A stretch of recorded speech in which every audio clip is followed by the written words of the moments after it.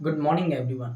मैं रविंद्र सिंह आपका स्वागत करता हूं इस वर्ल्ड ऑफ साइंस की यूट्यूब चैनल में, जिसमें अपन आज की क्लास में पढ़ने वाले हैं क्लास 12 केमिस्ट्री का जो सेकंड चैप्टर है, यानी कि जो जिसका नाम सॉल्यूशन यानी बिलियन है, उसको अपन पढ़ेंगे। ठीक है। इससे पहले अपन ने पिछली क्लास में क्या पढ़ा था, बिलियन किसे कहते हैं, बिलियन के प्रकार भी पढ़ लिए थे, विलय विलायक दोनों की परिभाषा पढ़ी थी।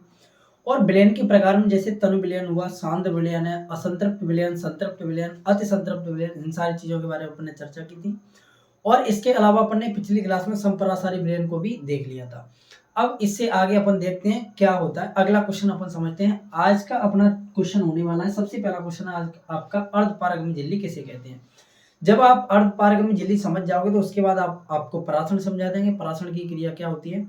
चलिए, उसके बाद विसरण, फिर परासरण विसरण दोनों में डिफरेंस समझा के अपन चीजों को आगे कंटिन्यू करेंगे। ठीक है। तो चलिए आज की क्लास में अपन स्टार्ट करेंगे। ये हुआ आपके अर्धपारगम्य झिल्ली का डायग्राम, इसे बाद में चर्चा करेंगे, पहले अपन इसकी परिभाषा देख लेते हैं। ठीक है। चलिए, क्वेश्चन कहेगा आपसे अर्धपारगम्य झिल्ली किसे कहते हैं, यह कितने प्रकार की होती है। अर्धपारगम्य झिल्ली किसे कहते हैं, यह कितने प्रकार की होती है। तो आप लोग सभी लोग मेरे साथ हेडिंग लगाओगे, अर्धपारगम्य झिल्ली। क्या हेडिंग लगानी है, अर्धपारगम्य झिल्ली।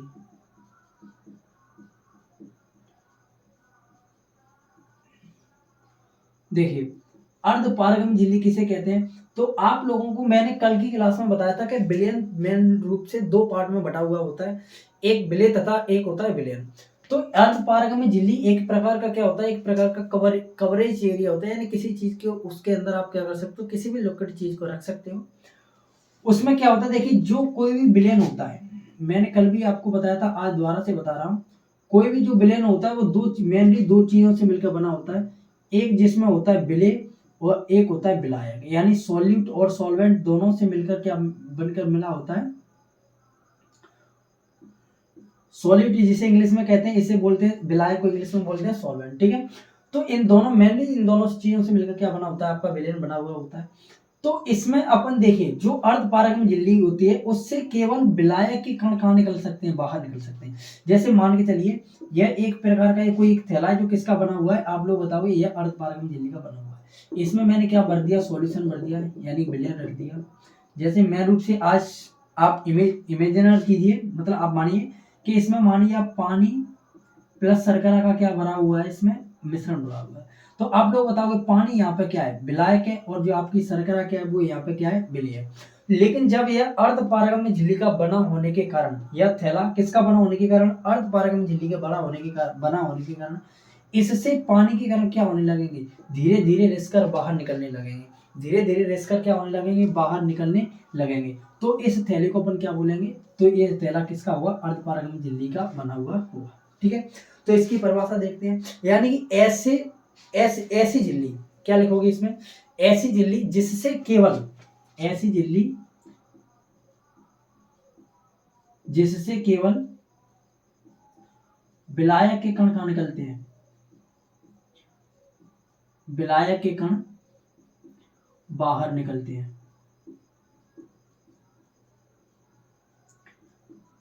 जिससे केवल विलायक के कण बाहर निकलते हैं उसे अपन क्या कहते हैं, अर्धपारगम्य झिल्ली कहते हैं।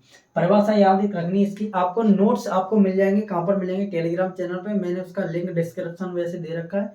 अगर डिस्क्रिप्शन में नहीं खुलता है तो आपको क्या करना है, आपको टेलीग्राम पे जाना है और सर्च करना है वहां पे biology and chemistry with Ravindra sir.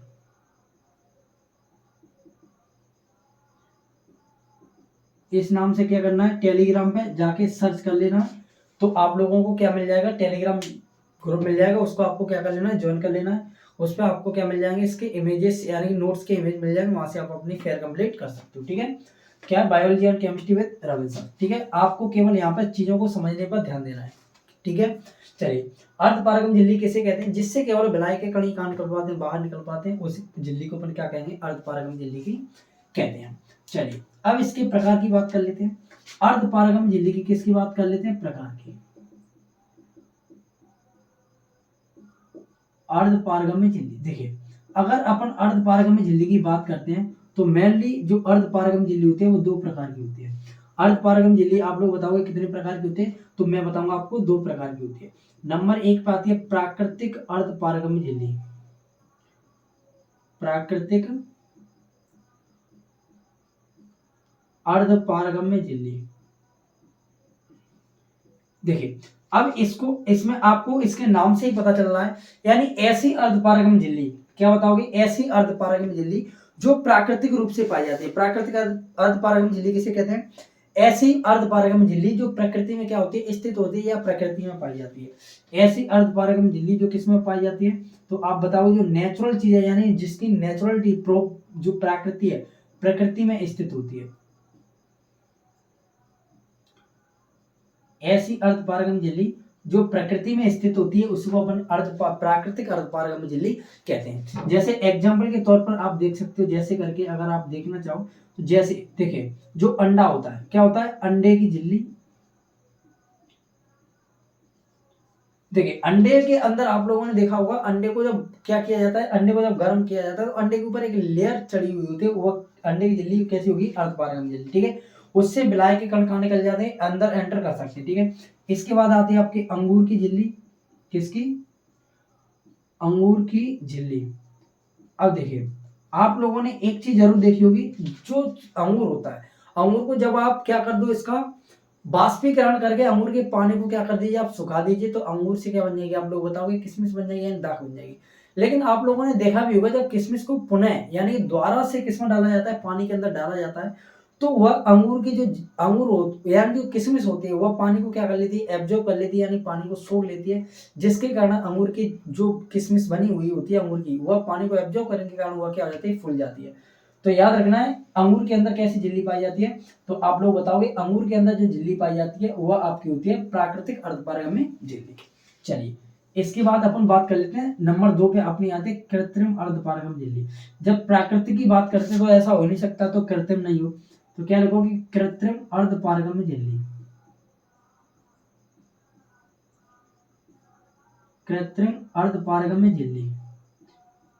देखिए अगर अपन कृत्रिम की बात करें तो मानव निर्मित, या तो आप इसको बोलिए कृत्रिम, या इसको आप बोल सकते हो मानव निर्मित, यानी मनुष्य के द्वारा बनाई जाती है। तो ऐसी अर्धपारगम्य झिल्ली जिसको क्या किया जाता है, जिसको मनुष्य द्वारा प्रयोगशाला में, मनुष्य द्वारा प्रयोगशाला यानी कि लेबोरेटरी में बनाया जाता है।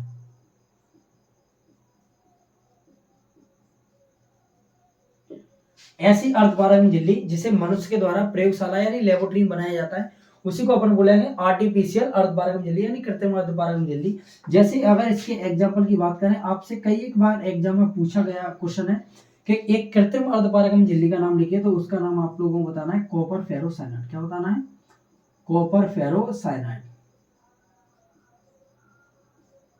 साइनाइड आप लोगों को सही से नहीं दिख रहा होगा, दोबारा से लिख दिया, साइनाइड। ठीक है, कॉपर फेरोसाइनाइड। आपसे अगर कृत्रिम अर्धपारगम्य झिल्ली का एग्जांपल पूछता है, यहाँ पर लिखोगे अंडे की झिल्ली। अगर आपसे एग्जांपल पूछता है कि कृत्रिम अर्धपारगम्य झिल्ली का नाम लिखिए, तो आप लोगों को लिख देना है कॉपर साइनाइड। या आपको इसी को ऐसे पूछ सकता है कि कॉपर फेरोसाइनाइड क्या है, तो आप लोगों को आंसर लगाना है कृत्रिम अर्धपारगम्य झिल्ली। अगर आपको केवल अर्धपारगम्य झिल्ली कहता है तो आपको ये इसको क्या करना है, केवल अर्धपारगम्य झिल्ली है, क्या है, कॉपर फेरोसाइनाइड। ठीक है, चलिए इतनी बातें अगर आपको समझ में आई है तो यह इसका साइड बना हुआ है डायग्राम। इसका क्या बना हुआ है, डायग्राम बना हुआ है। जैसे यह जो थैला मैंने लिया है वह किसका, अर्धपारगम्य झिल्ली का बना हुआ थैला है। इसमें विलायक है यानी जल है, यानी इसके अंदर मान लीजिए कोई भी एक सॉल्यूशन घुला हुआ है। इसके अंदर क्या है, मान लीजिए एक शर्करा है, एक पानी प्लस शर्करा, दो चीजों का क्या है, इसमें मिश्रण है पानी प्लस शर्करा का। तो आप लोग बताओगे इसमें से बाहर अर्धपारगम्य झिल्ली का बना होने के कारण इस थैले के अंदर से बाहर क्या निकल रहा है, विलायक यानी कि जो जल है वह कहाँ निकल रहा है, इससे बाहर निकल रहा है। यह इसका क्या डायग्राम। तो चलिए आपने अर्धपारगम्य झिल्ली को समझा। चलिए अब आप इसका एक स्क्रीनशॉट लीजिए। अगर आप साथ ही साथ चीजों को नोट डाउन करें तो कोई बात नहीं है, आपको केवल यहाँ पर समझना है। नोट सेशन के लिए आपको मैंने बता दिया कहाँ से आपको नोट्स मिल जाएंगे। या अपना एक व्हाट्सएप ग्रुप है जिसका लिंक डिस्क्रिप्शन में दिया हुआ है, आप उसको भी क्या कर सकते हो, ज्वाइन कर सकते हो। चलिए तो अब अपन आगे बढ़ते हैं अगले क्वेश्चन की तरफ। ठीक है, यह इसका क्या डायग्राम बना हुआ है, इसके डायग्राम को आपको ध्यान से क्या करना है, इसको डायग्राम को एक बार अच्छे से देख लेना है। इतनी बात अगर आपको समझ में आई तो वो अपन कहाँ बढ़ते हैं, आगे की तरफ बढ़ने का प्रयास करते हैं। चलिए इसके बाद अगला अपना अपने पास क्वेश्चन आता है परासरण किसे कहते हैं। क्या पढ़ना है अपन को इसके बाद किसे, परासरण।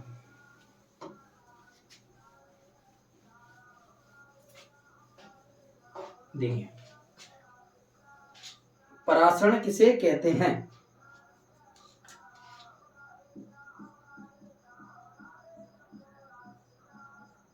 देखिए परासरण की अगर अपन बात करें, किसकी बात करें, अगर अपन परासरण की बात करें तो इसमें होता क्या है, जो अर्ध दो प्रकार के सॉल्यूशन लिया जाते हैं। सबसे पहले आप ध्यान से समझिए, इसको इस प्रकार से समझिए। जैसे अगर मैं बात करता हूं, एक ये पात्र है,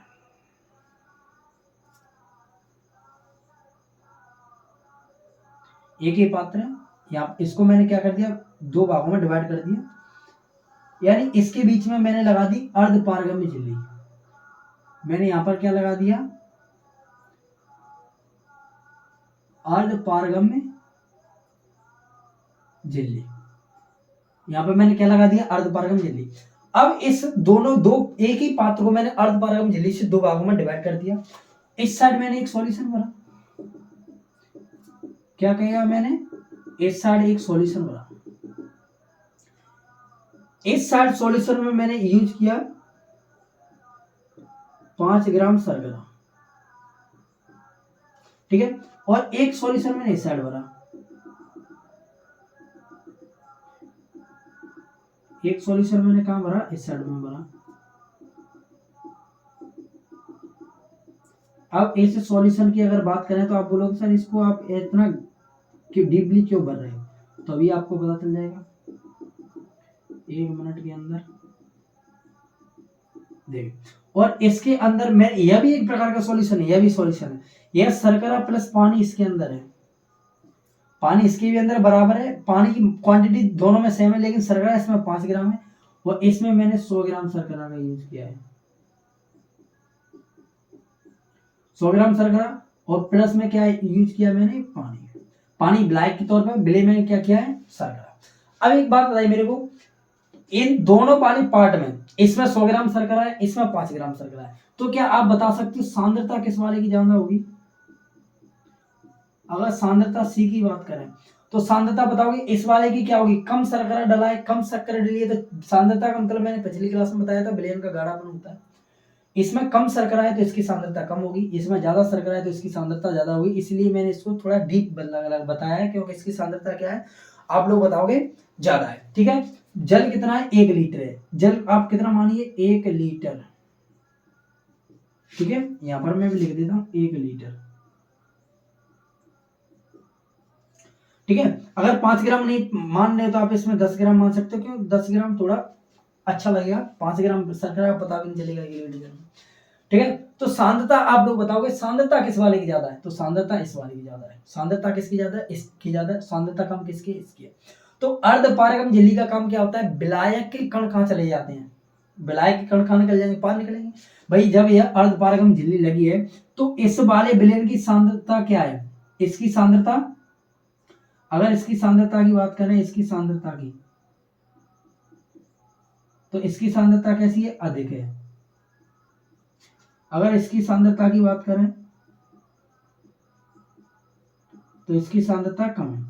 देखिए तो अर्धपारगम झिल्ली क्या करता है, जो अधिक सांद्रता वाला विलयन है, अधिक सांद्रता वाला विलयन है, उससे, किससे, अधिक सांद्रता वाले विलयन से, किसके कारण, तो आप लोग बताओगे अर्धपारगम झिल्ली केवल किसके कणों को गति करने देता है, विलायक के कणों को, यानी अधिक सांद्रता वाले विलयन से, क्या लिखोगे, परासरण किसे कहते हैं, अधिक सांद्रता वाले विलयन से, किसके कारण, विलायक के कारण कम सांद्रता वाले विलयन की ओर क्या करते हैं, गति करते हैं, यानी कि अधिक सांद्रता वाले विलयन से विलायक के कण कम सांद्रता वाले विलयन की ओर चले जाते हैं, इसी क्रिया को अपन क्या कहते हैं, परासरण कहते हैं, इसी क्रिया को क्या कहते हैं अपन, परासरण कहते हैं। तो देखिए कम सांद्रता वाले विलयन से विलायक के कण, क्या इसकी परिभाषा क्या लिखोगे, यहां पर लिख देता हूं मैं,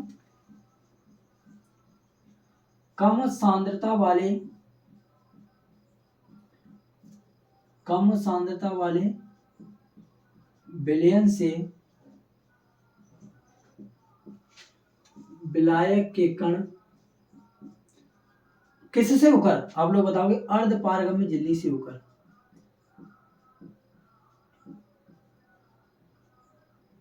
अर्ध पारगम्य झिल्ली से होकर कम सांद्रता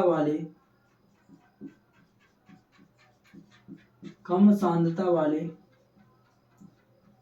विलयन की ओर गति करते हैं तो इस क्रिया को परासरण कहते हैं।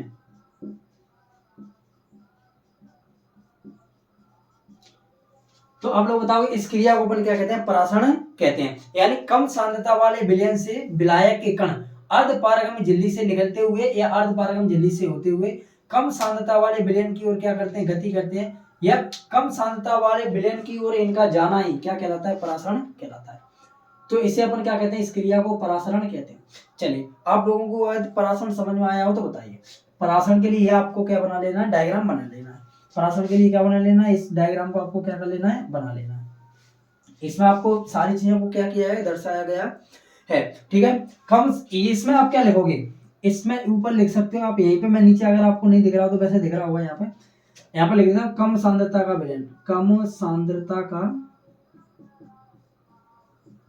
विलयन इस साइड यहाँ पे लिखोगे अधिक सांद्रता का विलयन। ठीक है। चलिए, अब आपको परासरण समझ में आया होगा। क्या का परासरण किसे कहते हैं? अधिक सांद्रता वाले विलयन से, अधिक सांद्रता वाले विलयन से विलायक के कण किसके? अर्धपारगम्य झिल्ली केवल किसको निकलने देता है? तो आप लोग बताओगे अर्धपारगम्य झिल्ली। यहाँ पे आप लोग बताओगे जो अर्धपारगम्य झिल्ली होता है वो केवल विलायक के कणों को क्या करने देता है? गति करने देता है। मैंने अभी इससे पहले क्वेश्चन आपको समझाया, समझ में आया? ठीक है। देखिए, तो अधिक सांद्रता वाले विलयन से, परिभाषा उसको भूल जाइए, उसको क्या कर जाइए? भूल जाइए। इस यहाँ पर ध्यान दीजिए, अधिक सांद्रता वाले विलयन से विलायक के कण, कहां से? अधिक सांद्रता वाले विलयन से विलायक के कण अर्ध पारगम्य झिल्ली से होते हुए, कहां से? अर्ध पारगम्य झिल्ली से होते हुए कम सांद्रता वाले विलयन की ओर जाते हैं। क्या करते हैं? अधिक सांद्रता वाले विलयन से विलायक के कण अर्ध पारगम्य झिल्ली से होते हुए कम सांद्रता वाले विलयन की ओर जाते हैं या उनका जाना ही क्या कहलाता है? तो आप लोग बताओ मित्रों, परासरण कहलाता है। ठीक है मित्रों, इतनी बात समझ में आई? परासरण समझ में आया? परासरण क्या होता है? अधिक सांद्रता वाले विलयन से विलायक के कण, अधिक सांद्रता वाले विलयन से विलायक के कण अर्ध पारगम्य झिल्ली से होते हुए कम सांद्रता वाले विलयन की ओर गति करते हैं या उनका जाना ही क्या कहलाता है? परासरण आपका कहलाता है। अगर आपको इतनी चीजें समझ में आई है तो क्या करना है आपको? सारी चीजें नोट कर ली। चलिए, कोई बात नहीं। ठीक है। अब आगे अपन क्या करते हैं? आगे बढ़ते हैं। अब अपन क्या पढ़ लेते हैं? अपन ने विलयन पढ़ा था। क्या पढ़ा था? विलयन पढ़ा था। तो विलयन के अंदर अपन ने क्या पढ़ा था? विलयन की अब अपन को कुछ इकाइयां पढ़ लेनी है। विलयन की क्या पढ़ लेते हैं? इकाइयां। देखिए, सांद्रता को व्यक्त करने के लिए क्वेश्चन आपसे कहेगा कि सांद्रता को व्यक्त करने की इकाइयां आप लिखनी है। अपन को विलयन की सांद्रता, अपन यहाँ पे मेरे साथ हेडिंग लगाओगे, विलयन की सांद्रता को व्यक्त करने की इकाइयां क्या पढ़ेंगे अपन? विलयन की सांद्रता को व्यक्त करने वाली जो इकाइयां होती हैं उनको अपन एक एक करके पढ़ लेते हैं। ठीक है। यानी कहने का मतलब जो विलयन के अंदर जो सांद्रता होती है, यानी विलयन की जो गाढ़ापन होता है, उसको एक से एक बढ़ा के क्या किया जाता है? आगे उसको रिप्रेजेंट, यानी किस किस तरीके से आप उसको रिप्रेजेंट कर सकते हो, उन तरीकों को अपन को क्या करना है? समझना है। ठीक है। चलिए, तो सबसे पहले इसमें व्यक्त करने की इकाई में सबसे पहले अपन पढ़ने वाले हैं मोलरता। क्या पढ़ने वाले हैं? तो आप लोग बताओगे सबसे पहले अपन को पढ़ना है मोलरता।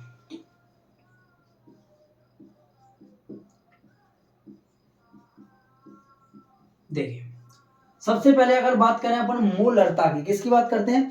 मोलरता की। तो इसे सबसे पहले याद रखना है कैपिटल एम द्वारा प्रदर्शित किया जाता है। किससे प्रदर्शित करते हैं? यानी किससे द्वारा डिनोट किया जाता है? मोलरता को कैपिटल एम द्वारा प्रदर्शित किया जाता है। और अगर अपन इसकी परिभाषा की बात करें, किसकी बात करें, इसकी यदि परिभाषा की बात करें तो देखिए 1 लीटर बिलियन में, किसमें, किसकी बात करें अपन, 1 लीटर बिलियन में घुले हुए विलय के मूलों की संख्या को अपन क्या कहते हैं, उस विलयन की मोलरता कहते हैं। ध्यान से समझिएगा, मैंने बात कर रहा हूं 1 लीटर बिलियन में। मोलरता की परिभाषा इसे अपन किससे प्रदर्शित करते हैं, एम से। इसकी परिभाषा क्या होगी, 1 लीटर बिलियन में घुले हुए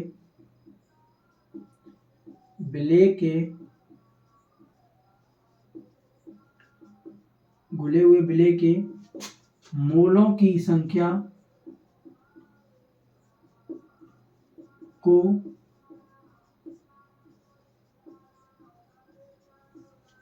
उस विलयन की मोलरता कोष्ठक में कैपिटल एम कहते हैं। मैंने क्या कहा, 1 लीटर बिलियन में घुले हुए विलय के मोलों की संख्या को उस विलयन की मोलरता कहते हैं। अगर इसके सूत्र की बात करें, किसकी बात करें, सूत्र की, तो इसके 2 सूत्र आते हैं। सबसे पहला याद रखना है, मोलरता एम बराबर,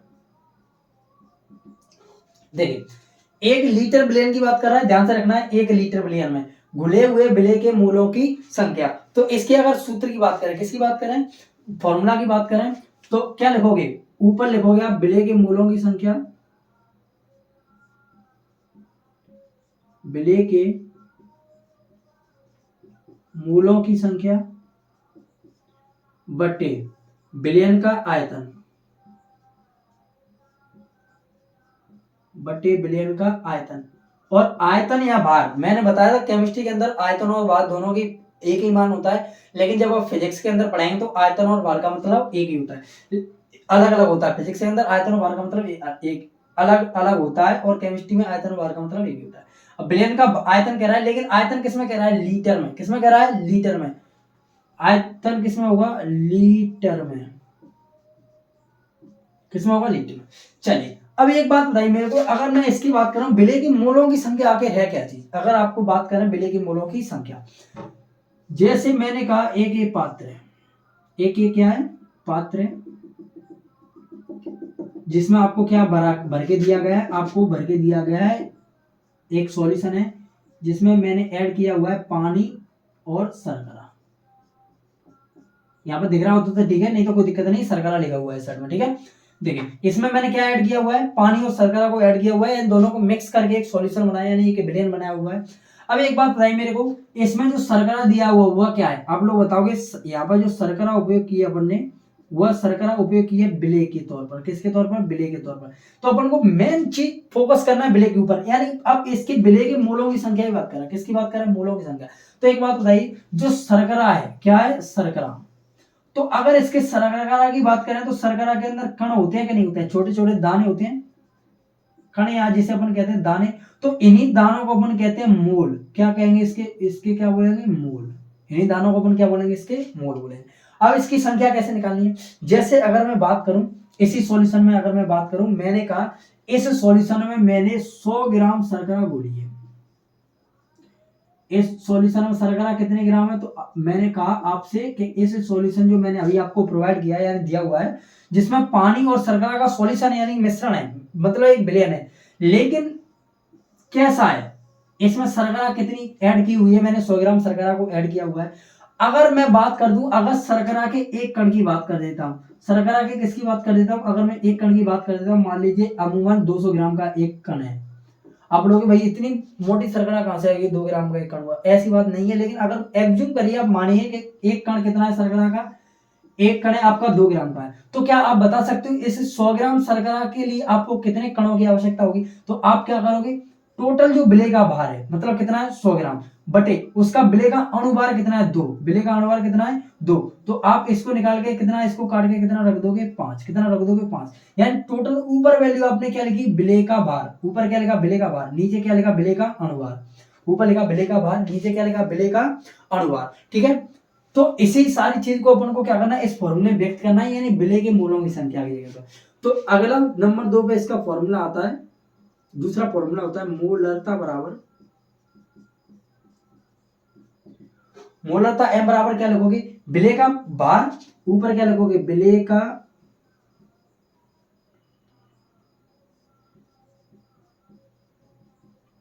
भार बटे, बटे में क्या आएगा, विलेय का अणुभार।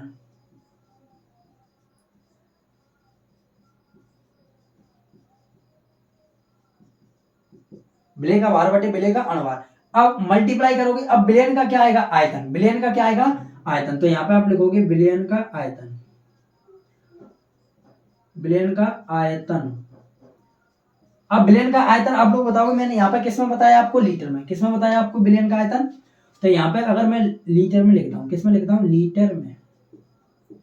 लेकिन मैंने क्या किया, मैंने इसमें एक और खुरापाती की। अगर मैं आपसे बोलूं कि 200 मिलीलीटर को लीटर में बदलिए, 200 मिलीलीटर को आप किस में बदलिए, लीटर में। तो जब आप मिलीलीटर को किस में बदलोगे, लीटर में। मिलीलीटर को जब आप लीटर में बदलोगे तो इसमें किससे डिवाइड कर दोगे, 1000 से, यानी 0 से 0, 0 से 0, 2 से 5, यानी 1/5 आप इसको क्या लिख सकते हो, लीटर। यानी कि इसको डिवाइड करने के लिए मिलीलीटर को इसमें मेरे को किससे भाग देना पड़ेगा, 1000 से। अब मैं इसी 1000 को कहां रख देता हूं, ऊपर रख देता हूं। इसी 1000 को कहां रख देता हूं, ऊपर रख देता हूं। तो ऊपर अपन को फॉर्मूला क्या बन के आ जाएगा अपने लिए, यहाँ पे देखिए। अब इसी को मल्टीप्लाई में मैं यहाँ पे क्या लिख देता हूँ, 100। मैंने यहाँ पे क्या रख दिया, इसी के मल्टीप्लाई में 100 रख दिया। अब आप लोगों को बताना है कि विलेय का भार इंटू 1000, नीचे क्या आएगा, विलेय का अणुभार इंटू विलयन का आयतन। ठीक है, इतनी बात समझ में आई। तो ये आपके किसके फॉर्मूला हो गए, मोलरता के दोनों फॉर्मूला हो गए। एक फॉर्मूला बताओगे, विलेय के मोलों की संख्या बटे विलयन का आयतन, किसमें होगा, लीटर में। लेकिन अब आप लोग क्या बता सकते हैं, यह फॉर्मूला सही है, आप लोग बताओगे यह फॉर्मूला नहीं सही है। क्योंकि यहाँ पे अब आपने अगर ऊपर 1000 से मल्टीप्लाई कर दिया है, तो अब यहाँ पे क्या किसमें रखना पड़ेगा, यहाँ पे आपको लगना पड़ेगा आयतन को मिलीलीटर में। किसमें, मिलीलीटर में, मिलीलीटर में। ठीक है, इतनी बात समझ में आई। आप इसको नोट डाउन कीजिए 1 मिनट में। ठीक है, चलिए, इतनी बात अगर आपको समझ में आई है तो आपने नोट डाउन किया होगा इसको। अब अपन कहां बढ़ते हैं, आगे की तरफ बढ़ते हैं। आपको अच्छी तरीके से मोलरता समझ में आ गया होगा। क्या होता है, 1 लीटर विलयन में घुले हुए विलेय के मोलों की संख्या को उस विलयन की मोलरता कहते हैं, यानी कि कैपिटल एम से जैसे अपन डिनोट करते हैं। जिसके दो फॉर्मूला मैंने आपको बताया, विलेय के मोलों की संख्या बटे विलयन का आयतन, लेकिन किसमें होगा, लीटर में।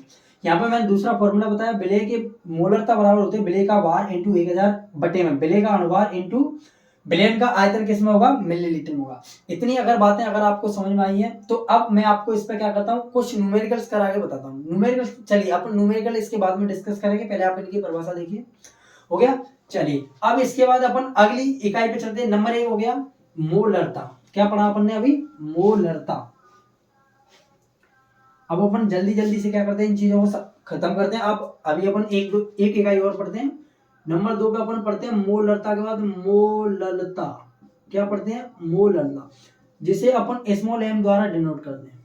किससे डिनोट करते हैं, तो आप लोग बताओगे, स्मॉल एम द्वारा डिनोट करते हैं। देखिए, मोलरता और मोललता में कहीं बहुत बड़ा अंतर नहीं है। इसमें थोड़ा बहुत वॉल्यूम का आयतन अंतर है, यानी उसकी जो यूनिट होती है, उसके आयतन की यूनिट उसमें लीटर में होती थी, इसमें बस किलोग्राम होगी। इनके बीच, दोनों के बीच इतना ही डिफरेंस है और इनमें कोई डिफरेंस नहीं है। जैसे जब आप मोलरता की बात करते हो तो इसे हम स्मॉल एम से प्रदर्शित करते हैं। किससे प्रदर्शित करते हैं, स्मॉल एम द्वारा प्रदर्शित करते हैं। किसको, आप लोग बताओगे, मोलरता को। किसको, मोलरता को। ठीक है, चलिए अब इसकी परिभाषा की अपन बात करते हैं। तो इसकी परिभाषा लिखोगे, 1 किलोग्राम विलयन में घुले हुए विलेय के मोलों की संख्या को उस विलयन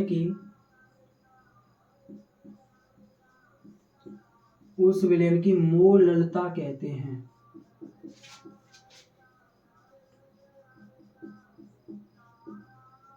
उस विलयन की क्या कहते हैं, तो आप लोग बताओगे, उस विलयन की मोललता कहते हैं। यानी देखिए, अब आप लोगों को दिख रहा होगा यहाँ पे कि इसमें अगर बात करें मोलरता की, अभी अपन ने मोलरता पढ़ा, तो अपन ने मोलरता की जब परिभाषा देखी थी, उसमें क्या था, उसमें 1 लीटर था। कितना था, 1 लीटर था। अगर इसकी अपन बात करते हैं मोलरता की, किसकी बात करते हैं अपन, अगर मोललता की अगर बात करते हैं तो मोललता में 1 किलोग्राम है, और उसमें घुले हुए विलेय के मोलों की संख्या उसमें भी था, इसमें भी है। यानी कहने का मतलब मोललता और मोललता में ज्यादा डिफरेंस नहीं है, बिल्कुल थोड़ा सा डिफरेंस है, ठीक है। चलिए, यानी इसमें अगर बात करें विलेन के आयतन की तो किसमें होगा, किलोग्राम में, और मोललता में किसमें होता था, आप लोग बताओगे लीटर में। चलिए, अगर अब अपन इसके फॉर्मूला की बात कर लेते हैं तो मोललता स्मॉल m बराबर क्या होता है, घुले हुए विलेय के मोलों की संख्या या विलेय के मोलों की संख्या, ऊपर क्या लिखोगे, विलेय के मोलों की संख्या बटे में आपका क्या आ जाएगा, विलयन का आयतन, विलयन का आयतन। लेकिन आप लोग मेरे को बताओगे किस में आएगा, तो बताओगे लीटर में, लीटर में आएगा या किलोग्राम में आएगा, आप लोग बताओगे सर आप गलत लिख रहे हो, इसमें यहाँ पे आएगा किलोग्राम में, किस में आएगा, किलोग्राम में, ठीक है। चलिए, अब इसी को मैंने विलेय के मोलों की संख्या को बताया, कैसे बदलोगा, विलेय के मोलों की संख्या बटे विलेय के मोलों की संख्या को क्या इस विलेय के मोलों की संख्या को क्या लिखोगे, विलेय का भार बटे विलेय का अणुभार। यानी इसके दूसरा फॉर्मूला निकल के आता है मोललता बराबर विलेय के मोलों की संख्या, फॉर्मूला क्या है लिखोगे, विलेय का भार बटे विलेय का अणुभार।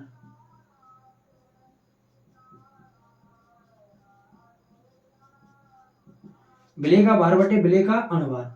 अब नीचे और आप क्या लिखोगे, विलयन का आयतन, विलयन का आयतन। लेकिन मैं यहाँ पे क्या ना करना चाह रहा हूँ, इसको किलोग्राम में ना रखे, मैं रखना चाह रहा हूँ ग्राम में। किसमें रखना चाह रहा हूँ, ग्राम में। तो आप लोग बताओ मेरे को ऊपर किससे गुणा करना पड़ेगा, तो आप लोग बताओ ऊपर आपको गुणा करना पड़ेगा 1000 से, क्योंकि 1 किलोग्राम अगर बात करें 1 किलोग्राम वजन की, तो 1 किलोग्राम वजन में 1000 ग्राम होते हैं। अगर आप जैसे मैं कहूँ, मैं बोलूँ आपको 700 ग्राम को आप क्या करिए, किलोग्राम में बदलिए, तो 700 में आप किसका डिवाइड कर दोगे, 1000 का। क्यों करोगे, क्योंकि 1 किलोग्राम के अंदर 1000 क्या होते हैं, ग्राम होते हैं। काटोगे तो कितना आएगा, 1/10, 7/10, इतना क्या आएगा, किलोग्राम आ गया, ठीक है। तो इसी प्रकार से हम क्या करना है, इसको ऊपर 1000 को गुणा कर देना है। चलिए, तो आज की क्लास को अपन यहीं पे खत्म करेंगे। अगर आपको सेशन अच्छा लगा हो तो चैनल को सब्सक्राइब करें, वीडियो को लाइक करें, और आपको साथ ही साथ चीजें पढ़ाई जा रही हैं। आपको नोट्स भी अगर आप बनाना चाहो तो क्लास नोट्स भी बना सकते हो। अगर नहीं बनाना चाहो तो टेलीग्राम चैनल को ज्वाइन कीजिए या व्हाट्सएप ग्रुप को ज्वाइन कीजिए, जिसमें आपको पीडीएफ प्रोवाइड कर दी जाएंगी। तो चलिए, मिलते हैं नेक्स्ट क्लास में, तब तक के लिए टेक केयर, बाय, जय हिंद, जय भारत।